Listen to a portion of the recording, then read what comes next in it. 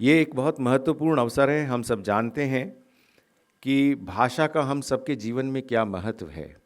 हम सब ये भी जानते हैं कि भाषा ही एक ऐसी चीज़ है जो हमको अन्य प्राणियों से अलग करती है। आपको सबको ये मालूम है कि बाकी सारे प्राणी भी बहुत सारी चीज़ें वही करते हैं जो हम करते हैं, लेकिन हमारे पास सिर्फ भाषा होती है, इसलिए हम उस प्राणी से अलग होते हैं और इसलिए हम उस प्राणी से श्रेष्ठ होते हैं। जब भारत सरकार ने राष्ट्रकवि सुब्रमण्यम भारती के जन्म शताब्दी वर्ष पर यह निर्णय लिया कि हम भारतीय भाषा दिवस के रूप में उनके जन्मदिन को मनाएंगे, तो बहुत लोगों को आश्चर्य हुआ कि ये सारा काम हमने इतने समय बाद क्यों किया। तो हम सबको ये ध्यान आना चाहिए, क्योंकि बहुत सारे बच्चे यहाँ बैठे हैं तो उनको शायद इस बात का एहसास नहीं होगा, लेकिन बहुत सारे शिक्षक जो यहाँ बैठे हैं उन्हें इस बात का एहसास होगा कि स्वतंत्रता के बाद से लगातार हम कई वर्षों तक औपनिवेशिक मानसिकता को ही ढोते रहे हैं, कॉलोनियल माइंडसेट को ही धोते रहे हैं, और इसीलिए भारतीय भाषाओं के संबंध में हमने कभी ध्यान ही नहीं दिया। ऐसा पहली बार हुआ जब हमारे माननीय प्रधानमंत्री जी ने कहा कि हमें अपनी भाषा पर गर्व करना चाहिए और हमें औपनिवेशिक मानसिकता से मुक्ति पा लेनी चाहिए। तब हमने भारतीय भाषा दिवस मनाना प्रारंभ किया। ये भारत के लिए ही नहीं, समूचे विश्व के लिए गर्व की बात है कि भारत जैसा देश, जहाँ सबसे ज़्यादा भाषाएं और बोलियां बोली जाती हैं, वहाँ पर भाषा का इतना बड़ा उत्सव मनाया जाता है। आप सबको ये भी जान के प्रसन्नता होगी, पिछले वर्ष जो आयोजन हमने तालकटोरा स्टेडियम में किया था, जहां लगभग 10,000 विद्यार्थी और शिक्षक कुल मिलाकर उपस्थित थे, संभवतः भारतीय भाषा दिवस का वो पूरे देश में सबसे बड़ा आयोजन था और उसकी गूंज पूरे देश में कई कई जगहों तक गई। हम इस आयोजन को राष्ट्रीय आयोजन इसलिए भी मानते हैं क्योंकि हम मानते हैं कि दिल्ली भारत की राजधानी है और दिल्ली में पूरे देश से लोग आकर यहाँ बसते हैं, और इसलिए अलग अलग भाषा के लोग यहाँ पर रहते हैं। और इसलिए दिल्ली में सिर्फ हिंदी और अंग्रेज़ी माध्यम के स्कूल नहीं हैं, यहाँ पर तमिल, मलयालम, कन्नड़, गुजराती, बांग्ला, उर्दू सभी माध्यमों के विद्यालय भी यहाँ पर उपलब्ध हैं। और इसलिए दिल्ली में अगर हम ऐसा कोई कार्यक्रम करते हैं तो निश्चित तौर पर वो भारतीय भाषा का सबसे बड़ा राष्ट्रीय कार्यक्रम होता है, जिस कार्यक्रम के साक्षी आज आप सब लोग हैं। और इसलिए मैं आप सबको बहुत बहुत बधाई देता हूँ, क्योंकि आप सब ने अपनी भाषा में सर्वाधिक अंक प्राप्त किए हैं। बहुत से बच्चे ऐसे हैं जिन्होंने 100% अंक प्राप्त किए हैं और बहुत से बच्चे ऐसे हैं जिन्होंने 90% अंक प्राप्त किए हैं। तो मैं उन सब बच्चों को बधाई देता हूं और उनके सभी शिक्षकों को प्रणाम करता हूं, जिनकी प्रेरणा से ये कार्यक्रम संभव हुआ है। लेकिन मैं आप सब बच्चों को एक बात और कहना चाहता हूं, और वो काम आप ज़रूर करिएगा, घर जाकर निश्चित तौर पर करिएगा, क्योंकि आपकी जो पहली शिक्षक है, भाषा की जो पहली शिक्षक है, वो कौन है? माँ है। तो सबसे पहले आपको अपनी माँ का धन्यवाद करना चाहिए, जिसने आपको प्रेरणा दी है, जिसने आपको ये भाषा सीखने की क्षमता दी है। तो आज घर जाकर हम सबसे पहला काम करेंगे कि अपनी माँ को प्रणाम करेंगे, माँ का आभार व्यक्त करेंगे कि आज आपके कारण, आपकी प्रेरणा के कारण हम इतने सक्षम हुए कि आज हमें यहाँ पर भाषा दिवस के अवसर पर सम्मानित किया गया। और निश्चित तौर पर आप देखें तो आप ये भी बात जानेंगे कि घर से ही सारे संस्कार मिलते हैं, और जब घर से अच्छे संस्कार मिलते हैं तो बच्चे बाहर जाकर निश्चित तौर पर अच्छी बातें करते हैं। और संस्कार जब आपको अच्छे मिलते हैं तो उसकी पहचान आपकी भाषा से होती है।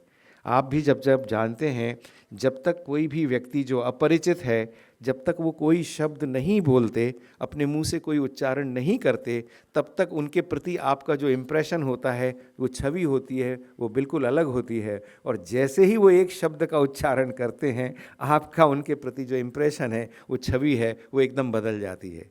कई बार हम बोलते भी हैं कि इस बच्चे ने या इस बच्ची ने बोल के सब कबाड़ा कर दिया, अब तक तो सब ठीक चल रहा था। यानी क्या है कि जिस क्षण आप भाषा का प्रयोग करते हैं, उस क्षण आपके पूरे व्यक्तित्व की, आपकी शिक्षा की पहचान हो जाती है। और सिर्फ वो पहचान आपकी नहीं होती, वो पहचान आपके साथ आपके परिवार की, आपके माता पिता की और आपके शिक्षकों की भी होती है, क्योंकि उन्होंने ही आपको भाषा सीखने समझने की प्रेरणा दी होती है। इसलिए आपके पूरे व्यक्तित्व के निर्माण में, उसके संस्कारों में इन सभी लोगों का बहुत महत्वपूर्ण योगदान रहता है। हम सब जानते हैं, भारतेंदु हरिश्चंद्र जी ने कहा, निज भाषा उन्नति है सब उन्नति को मूल, बिन निज भाषा ज्ञान के मिटत नहीं को सूल। अंग्रेजी पढ़ी के यद्यपि सब गुण होत प्रवीण, पै निज भाषा ज्ञान बिन रहत हीन के हीन। उन्नति पूरी है तबहि जब घर उन्नति होए, निज शरीर उन्नति किए रहत मूढ़ सब कोय। यानी जब तक हम अपनी भाषा की उन्नति नहीं करेंगे, अपने भाषा में बोलचाल, अपनी भाषा में ज्ञान का संपादन नहीं करेंगे, तब तक आपकी सारी प्रगति, आपकी सारी उन्नति व्यर्थ है, बेकार है। आज बच्चे, बहुत सारे बच्चे भी हैं और उनके शिक्षक भी हैं, इसलिए मैं आज एक और महत्वपूर्ण बात की ओर आपका ध्यान आकर्षित करना चाहता हूँ। हो सकता है कि उस विषय में आपने कभी सोचा हो सकता है कि आपने उस विषय में कभी सोचा ही न हो, इसलिए मैं ये बात आपके सामने कहना चाहता हूँ। इन दिनों में हम एक गैजेट के पीछे बहुत ज़्यादा पड़े हुए हैं। वो गैजेट 24 घंटे हमारे साथ रहता है, मेरे साथ भी है। इस गैजेट ने हमारी जो वास्तविक ज़िंदगी है उसको रियल लाइफ में तब्दील कर दिया है। हमारी जो रियल लाइफ है वो अब रियल लाइफ में बदल गई है। हम सारी चीज़ों को अब डिस्प्ले में, दिखाने में, प्रदर्शित करने में ज़्यादा जोर दे रहे हैं। यहाँ तक भी बात होती तो ठीक था, लेकिन एक और जो चीज़ हमारे जीवन में आ गई है जिसका नाम है आर्टिफिशियल इंटेलिजेंस, वो हमारी खुद की क्रिएटिविटी और खुद की रचनात्मकता को ख़त्म करते जा रही है। जैसे जैसे हम उस आर्टिफिशियल इंटेलिजेंस के चक्कर में, भंवर जाल में फंसते चले जाते हैं, वैसे वैसे आप देखते हैं कि आपके अपने सोचने समझने की क्षमता, आपके अपने विचार करने की क्षमता धीरे धीरे कुंद होती जाती है। बहुत सारे लोग जो आपके शिक्षक हैं वो इस बात से सहमत होंगे कि आज से 20 साल पहले आपको कम से कम 30, 40, 50 टेलीफोन नंबर्स याद रहते थे। आज मुझे नहीं लगता कि आपको 5 से ज़्यादा टेलीफोन नंबर्स याद रह पाते होंगे। ये सब इसलिए होता है कि क्योंकि आपने अपनी वो जो क्षमता है, अपनी जो कैपेसिटी है, अपनी जो पावर है, वो किसी और यंत्र के हवाले कर दी है।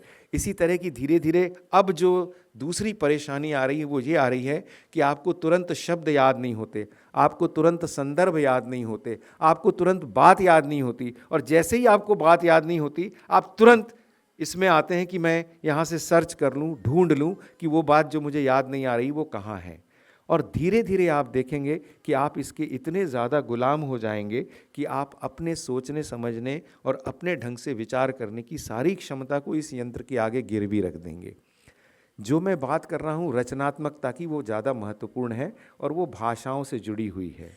आप समझिए कि अगर मुझे आज किसी विषय पर कविता लिखनी है तो मैं एक कविता लिखने के लिए कम से कम 2 घंटे, 4 घंटे, 5 घंटे मनन करता हूँ, अच्छे से अच्छे शब्दों को लाने की कोशिश करता हूँ और उसके बाद उस शब्द को ढालने की कोशिश करता हूँ एक कविता की शक्ल में। लेकिन जो नए बच्चे हैं वो कहेंगे कि आप क्यों इतना समय बर्बाद करते हैं, आप चैट जीपीटी पे जाइए, आपको 20 अल्टरनेटिव वो कविता दे देगा, एक नहीं 20-20 कविताएं दे देगा, आपको जो छांटनी है वो आप छांट लीजिए। लेकिन ऐसा सब धीरे धीरे होने लगेगा तो आप ये समझिए कि धीरे धीरे आप अपनी रचनात्मकता भूलते चले जाएंगे, सब कुछ सहज हो जाएगा। और चैट जीपीटी या ऐसा और भी कोई जो टूल है वो आपको जो बात बताएगा वो अपनी शैली में और अपनी भाषा में ही बताएगा। धीरे धीरे होगा ये कि मेरी भाषा की जो विशेषता है, मेरी भाषा का जो सौंदर्य है, मेरी भाषा का जो लालित्य है वो ख़त्म हो जाएगा और हम सब एक बहुत सतही और एक फ्लैट किस्म की भाषा का प्रयोग करने लग जाएंगे। ये थोड़ा ख़तरनाक ज़रूर है, इसके ऊपर हम सबको ध्यान देना चाहिए। और इस प्रश्न को मैं जहाँ भी मुझे अवसर मिलता है मैं ज़रूर उठाता हूँ, खासकर जो नई पीढ़ी के बच्चे हैं उनके साथ तो ज़रूर ही उठाता हूँ। एक दिन मैंने मेटा है ना आपके इसमें व्हाट्सएप पे एक मेटा आता है ना, मुझे कभी प्रयोग नहीं किया था, तो मैंने एक दिन मेटा से मेरा ही परिचय पूछ लिया। मैंने कहा बताओ सच्चिदानंद जोशी कौन है। उसने मेरा इतना शानदार परिचय दिया कि उसको पढ़ के मैं ही खुद घबरा गया। मुझे लगा रही है तो बहुत महान आदमी है भाई, इससे तो मिलना चाहिए। तो ये जो आर्टिफिशियल इंटेलिजेंस आपकी पूरी की पूरी रचनात्मकता पर धीरे धीरे हावी होता जा रहा है, उससे हम सबको बचने की ज़रूरत है। और उससे हम सबको बचने के लिए सबसे अच्छा उपाय अपनी भाषा का अधिक से अधिक प्रयोग और अपनी भाषा में अधिक से अधिक लिखना और पढ़ना करना चाहिए। अभी कुछ दिन पहले मुझे एक व्यक्ति मिले और उन्होंने ये कहा कि हम बड़े से बड़े पद के लिए जब आवेदन करने वाले लोगों के इंटरव्यू ले रहे हैं तो हमें जानकर आश्चर्य हुआ कि खुद पीएचडी की उपाधि लेकर 5-5, 10-10 साल काम कर रहे हैं, लेकिन अपने हाथ से एक पेज भी ढंग से नहीं लिख पाते हैं। तो ये जिस तरह की परिस्थितियां हम सबके जीवन में आती जा रही हैं, उससे बचना चाहिए। और ये विशेष रूप से जो बहुत सारे नौजवान बच्चे यहाँ पर बैठे हैं, उनके लिए मैं ये बात कह रहा हूँ कि आने वाले 10 साल भारत के क्रिएटिव इंडिया के होंगे, रचनात्मक भारत के होंगे। रचनात्मकता ही आने वाले 10 सालों में भारत को आगे ले जाने का काम करेगी, और उस रचनात्मकता के, उस क्रिएटिविटी के सूत्रधार आप लोग हैं।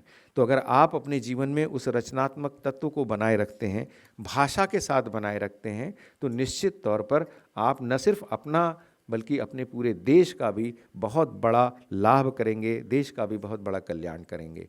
तो इस दृष्टि से भारतीय भाषा दिवस के अवसर पर हम लोग संकल्प लें कि हम लोग अधिक से अधिक अपनी भाषा का प्रयोग करें, अधिक से अधिक अपनी भाषा में बोलचाल करें, लिखना करें, अधिक से अधिक अपनी भाषा में संवाद करने की चेष्टा करें। अब हम जब ऐसा करने लगेंगे तो निश्चित तौर पर हम अपनी भाषा के सौष्ठव की बात करेंगे। और जैसा सुधाकर पाठक जी ने अपने आरंभिक वक्तव्य में कहा कि हर 3 महीने में जब एक भाषा या बोली कहीं न कहीं नष्ट हो रही है, हम उस खतरे से बचेंगे, क्योंकि भाषाएं ही किसी भी राष्ट्र की वंशावली होती हैं।